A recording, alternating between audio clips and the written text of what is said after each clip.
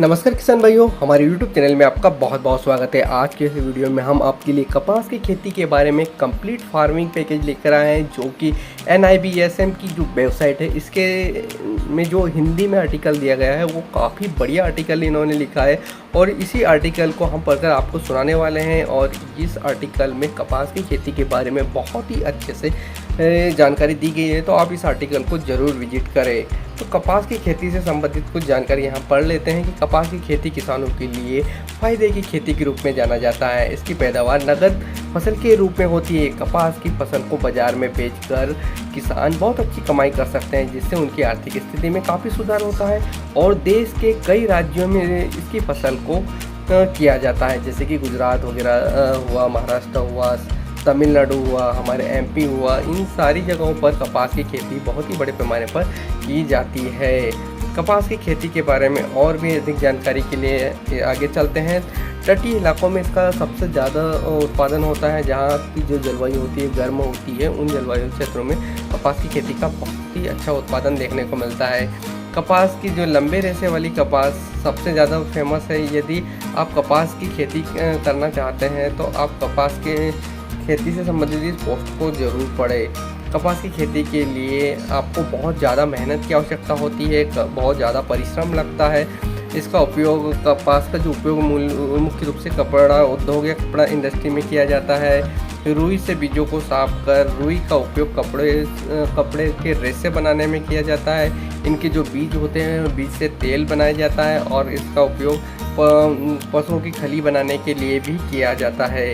इसकी खेती के लिए किसी खास तरह की जलवायु की आवश्यकता नहीं होती। कपास की खेती कई जगहों पर आपको बाज़ार में इनकी कई किस्में देखने को मिल जाएगी।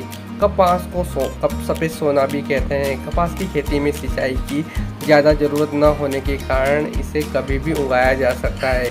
अगर इसकी जलवायु की बात करें तो बालुई, दोमट मिट्टी और काली मिट्टी जो कपास के लिए सबसे अच्छी मानी गई है। ऐसी मिट्टी में कपास की उपज काफ़ी अच्छी होती है, लेकिन वर्तमान समय में कई अच्छी तरह की जो किस्में हैं वो मार्केट में आ गई है, जिसके उत्पादन काफ़ी अच्छा होता है।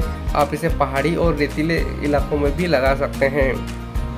कपास की खेती में कम पानी की आवश्यकता होती है, इसलिए अच्छी जल निकास वाली भूमियों में इसका उत्पादन करना चाहिए। अगर pH की बात करें तो 5.5 से 6 pH के मध्य आपको भूमि का जो pH है होना चाहिए। कपास की खेती के लिए जलवायु और टेम्परेचर की बात करें तो वैसे तो कपास की खेती के लिए किसी भी खास तरह की जलवायु की आवश्यकता नहीं होती है, किंतु जब भी पौधों में फल गलने लगते हैं या तब उसे सर्दियों में गिरने वाले पाले से बचने के लिए आप इसमें टिंडे निकले तब इसमें तेज चमक वाली धूप आवश्यक होती है। कपास की खेती के लिए तापमान की विशेष ज़रूरत नहीं होती है। जब कपास के बीज खेत में अंकुरण होने लगते हैं तब आपको 20 डिग्री सेंटीग्रेड का टेम्परेचर होना चाहिए। इसके बाद पौधों की बढ़वाई के लिए 25 से 30 डिग्री सेंटीग्रेड टेम्परेचर की आवश्यकता होती है। कपास की विकसित किस्म की बात करें तो वर्तमान समय में बाज़ार में कपास की कई उन्नत किस्में देखने को मिलेगी। यहाँ सभी किस्में अलग अलग श्रेणी में रखी गई है।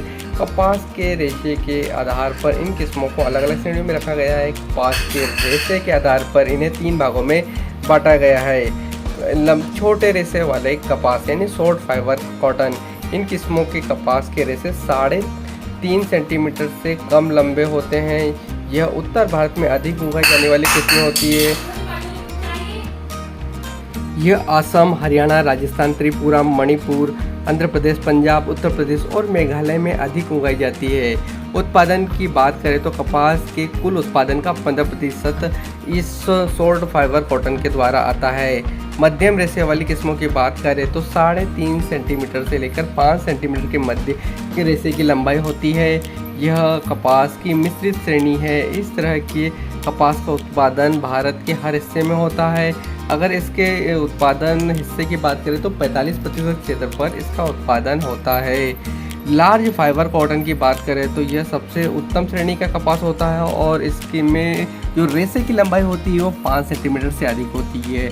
यह रेशा उच्च कोटि के कपड़े बनाने में इसका इस्तेमाल किया जाता है। यह भारत में दूसरे नंबर पर उगाई जाने वाली किस्म है। तटीय हिस्सों में इसकी खेती कम को मुख्य रूप से किया जाता है, इसलिए यह समुद्री द्वीप कपास भी कहा जाता है। कपास के कुल उत्पादन में इसकी जो हिस्सेदारी है 40% है।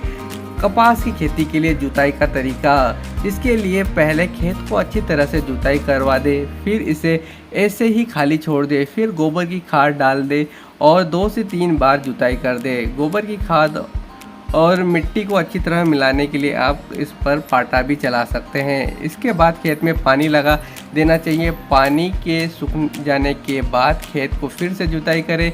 ऐसा करने से खेत में लगने वाले सभी खरपतवार निकल कर आ जाते हैं और नष्ट हो जाते हैं। जुताई करने से नष्ट हो जाते हैं। इसके बाद खेत को समतल करके पाटा चलाकर समतल कर देना चाहिए। उसके बाद आप इसमें उर्वरक डालकर हल्की जुताई कर सकते हैं। कपास के बीज की रोपाई का सही तरीका। कपास के बीजों को खेत में लगने से पहले उन्हें उपचारित कर लेना चाहिए, जिससे बीजों में लगने वाले कीट रोग का खतरा कम हो जाता है। कार्बोसल्फान या इमिडाक्लोप्रिड से बीजों को उपचार कर खेतों में लगाना चाहिए। देसी कपास के बीजों को खेत में लगाते समय 2 लाइन के बीच 40 सेंटीमीटर तथा 2 पौधे से पौधे के बीच की दूरी 30 से 35 सेंटीमीटर रखनी चाहिए। वहीं अगर अमेरिकन किस्मों के बीजों की बात करें तो इनमें 2 लाइनों के बीच 50 से 60 सेंटीमीटर की दूरी रखना चाहिए और 2 पौधों के बीच में 40 सेंटीमीटर की दूरी रखना चाहिए। इन बीजों को ज़्यादा अंदर नहीं लगाना चाहिए, इससे इन्हें बाहर निकलने में दिक्कत आती है। प्रति एकड़ के एरिया में 4 किलो तक का बीज अमेरिकन कपास की किस्मों का लगता है। संकर की किस्मों की बात करें तो 2 कतारों के बीच की दूरी 100 सेंटीमीटर और 2 पौधे से पौधे की दूरी 60 से 80 सेंटीमीटर होनी चाहिए। यह लंबाई दूरी तक फैलने वाले पौधे होते हैं, इसलिए इसे 1 बीघा एकड़ में 450 ग्राम बीज लगाए जाते हैं। अब कपास की खेती में खरपतवार नियंत्रण की बात कर लेते हैं। तो कपास की खेती में जब पौधों में फूल लगने वाले हो तब खरपतवार पर ज़्यादा ध्यान देना चाहिए। उस समय कई तरह के खरपतवार उग जाते हैं, जिससे कई तरह के कीट जन्म लेते हैं। यही कीट पौधों में कई तरह के रोग उत्पन्न करते हैं। इन कीटों से बचाव के लिए खरपतवारों पर अधिक ध्यान देना चाहिए। इसके लिए समय समय पर कपास की खेती की निराई गुड़ाई करते रहना चाहिए। खेतों में बीज उगाने के 25 दिन के बाद निराई गुड़ाई शुरू कर देना चाहिए। इससे पौधे के विकास में किसी तरह की रुकावट नहीं आती तथा पौधे के अच्छे विकास के लिए बहुत ही आवश्यक है। कपास की खेती में उर्वरक की सही मात्रा।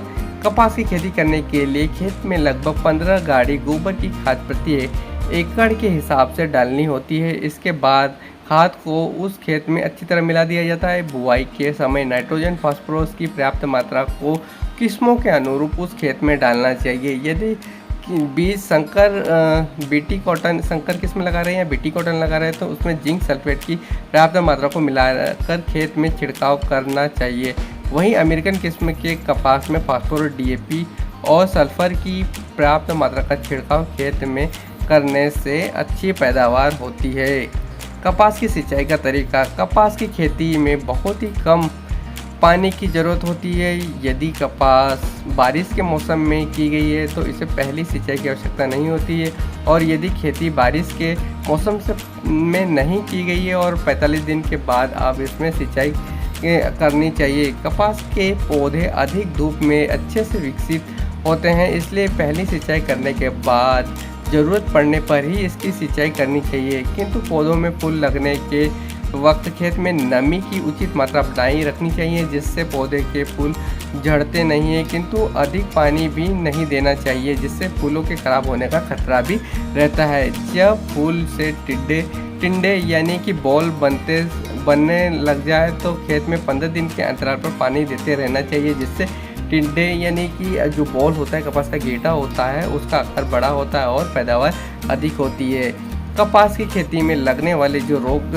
होते हैं उनकी चर्चा कर लेते हैं। तो सबसे पहला जो कीट रोग है, हरा मच्छर कीट है, जो कि कई सारी बीमारियों को फैलाने का काम करता है। तो इस तरह के जो कीट है वो नई पत्तियों पर आकर उनकी सिराओं पर रस चूसने का काम करते हैं, जिससे कि जो पत्तियां हैं वो पीली पड़ जाती है और कुछ समय पश्चात ये पत्तियां टूटकर नीचे गिर जाती है। इस कीट के नियंत्रण के लिए इमिडाक्लोप्रिड 17.8 SL या मोनोक्रोटोफास 36 SL का उचित मात्रा में छिड़काव करने से इस रोग से बचाया जा सकता है। इसी तरह से सफ़ेद मक्खी कीट भी पत्तियों पर पाई जाती है और यह भी कीटों की पत्तियों की निचली सतह पर बैठकर रस चूसती है। यह कीट पत्तियों पर चिपचिपा पदार्थ छोड़ती है, जिससे पत्तियों में पत्ता मोड़क नामक रोग हो जाता है। इससे भी पत्तियां सूख कर गिर जाती है। कुछ नई तरह की किस्में जिससे यह रोग नहीं लगता है, जैसे बीकानेरी नरमा, RS 875, मरु विकास आदि। अन्य किस्मों के पौधों पर इस रोग से बचाव के लिए ट्राइजोफॉस 40 cc या मिथाइल डेमेटॉन 25 cc की पर्याप्त मात्रा का छिड़काव करना चाहिए। अगर चितकबरी सुंडी नामक कीट लगा हुआ है तो यह कीट जब फूल से यानी बॉल बन रहे होते हैं उस समय यह कीट का आक्रमण देखने को मिलता है, जिससे पौधे का ऊपरी भाग सूखने लगता है तथा जो बॉल होता है, गेटा होता है कि पंखुड़ियाँ पीली पड़ जाती है और बॉल के अंदर कपास खराब हो जाता है। इस कीट से बचाव के लिए आपको monocrotophos 36 SL, chlorpyrifos 20 cc, malathion 50 cc में से किसी भी एक दवा का पर्याप्त मात्रा में छिड़काव करना चाहिए। तेला कीट, ये जो थ्रिप्स होता है, इस कीट की वजह से पत्तियों को सबसे ज़्यादा हानि होती है। यह काले रंग का कीट होता है जो छोटे छोटे आकार का होता है और इस तरह के कीट की रोकथाम के लिए आपको इमिडाक्लोरोपिड 17.8 SL या थायोमेथाक्सोम 25 WG नाम की जो दवा है उसकी पर्याप्त मात्रा का छिड़काव करना चाहिए। तंबाकू लट कीट, जो कि तंबाकू लट कीट होता है, यह पौधे के लिए एक हानिकारक कीट माना गया है। यह कीट लंबे आकार का होता है जो कि पत्तियों को खाकर उन्हें जालीनुमा बना देता है, जिससे पत्तियां पूरी तरह से नष्ट हो जाती है। इस कीट से बचाव के लिए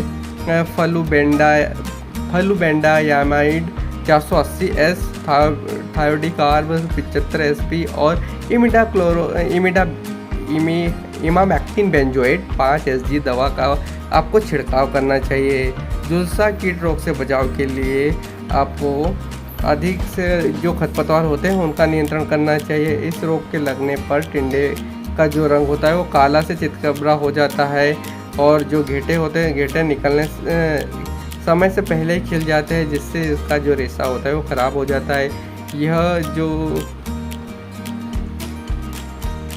इस रोग से बचाव के लिए कॉपर ऑक्सीक्लोराइड नाम की जो दवा होती है उसका उपयोग करना चाहिए या फिर आप 22-3 से सीड ट्रीटमेंट भी कर सकते हैं। प्लांट जो ब्लाइट डिसीज होती है पौधा कपास की फसल में, अगमारी रोग, यह कपास की जो फसल होती है जब उसमें बॉल बन रहे होते हैं तो बॉल के आसपास वाले पत्ते लाल कलर के हो जाते हैं। खेत में नमी होने पर भी पौधे मुरझाने लगते हैं।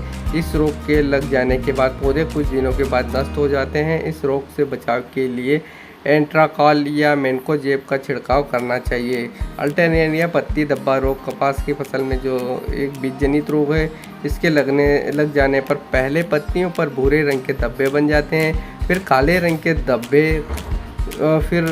धब्बे बन जाते हैं और ये गोलाकार बनते हैं। यह रोग पत्तियों पर जल्दी से फैलता है और पत्तियां गिर जाती है। इसका असर पैदावार पर पड़ता है। इसकी रोकथाम के लिए स्ट्रेप्टोसाइक्लिन नाम की दवा का छिड़काव करना चाहिए। जड़ गलन रोग, कपास की फसल में जड़ गलन रोग, यह समस्या पौधों में ज़्यादा पानी की वजह से देखने को मिलती है। इससे बचाव के लिए एक ही तरीका है कि खेत में जल का भराव न होने दे। इस तरह की समस्या अधिकतर बारिश के मौसम में देखने को मिलती है।